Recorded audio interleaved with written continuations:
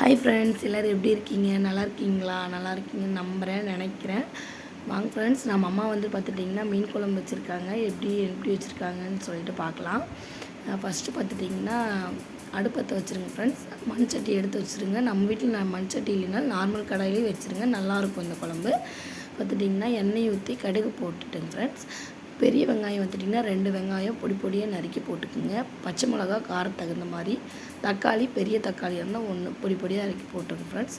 அதுக்கப்புறம் பார்த்துட்டிங்கன்னா கொத்தமல்லி தூள், மஞ்சத்தூள், மிளகாத்தூள் காரத்துக்கு தகுந்த மாதிரி பார்த்துட்டிங்கன்னா மிளகாத்தூள் போட்டுக்குங்க. அதுக்கப்புறம் பார்த்துட்டிங்கன்னா புளி தண்ணி கரைச்சி வச்சுருங்க. நல்லா வடிகட்டி, எந்த தூசு இல்லாத வடிகட்டி எடுத்து ஊற்றிக்கோங்க ஃப்ரெண்ட்ஸ். அது ஊற்றிட்டு ஒரு கிளறதுக்கப்புறம் பார்த்துட்டிங்கன்னா நமக்கு தேவையான அளவு தண்ணி எந்த அளவுக்கு தேவையோ அந்த அளவுக்கு பார்த்துட்டு ஊற்றிக்கோங்க ஃப்ரெண்ட்ஸ். ஊற்றிட்டு அப்படியே கொஞ்சம் நேரம் விட்டுருங்க. அதுக்கப்புறம் பார்த்துட்டிங்கன்னா நம்ம அதில் வந்து உப்பு இருக்கா, எப்படி எந்த மாதிரி டேஸ்ட் இருக்குது அப்படின்னு சொல்லிட்டு ஒரு டேஸ்ட் பண்ணிடுங்க. தண்ணி வந்து பத்துலையும் கட்டி அம்மா மறுபடியும் ஊற்றிருக்காங்க.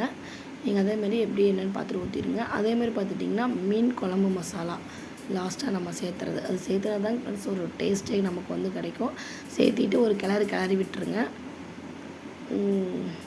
கிளறி விட்டுருங்க ஃப்ரெண்ட்ஸ். கிளறிட்டு உப்பு எப்படி இருக்குது, எந்த மாதிரி டேஸ்ட்டில் இருக்குது அப்படின்னு பார்த்துட்டு உப்பு சேர்த்திடுங்க. உப்பு சேர்த்திட்டு ஒரு 10 மினிட்ஸ் அப்படியே விட்டுருங்க ஃப்ரெண்ட்ஸ். ஒரு கொதி வரட்டு குழம்பு.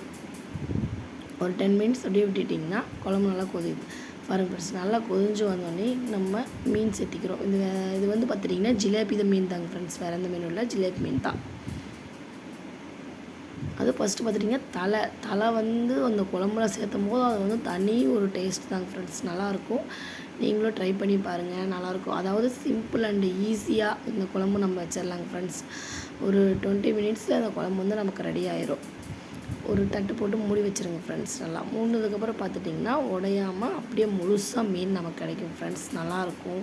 கண்டிப்பாக எல்லோரும் டேஸ்ட் பண்ணி பாருங்கள். 10 மினிட்ஸ்க்கு பார்த்திங்கன்னா முழுசாகவே நமக்கு அந்த மீன் கிடைக்கும். சரி, ஓகே ஃப்ரெண்ட்ஸ், கண்டிப்பாக எல்லாம் ட்ரை பண்ணி பாருங்கள். Bye friends.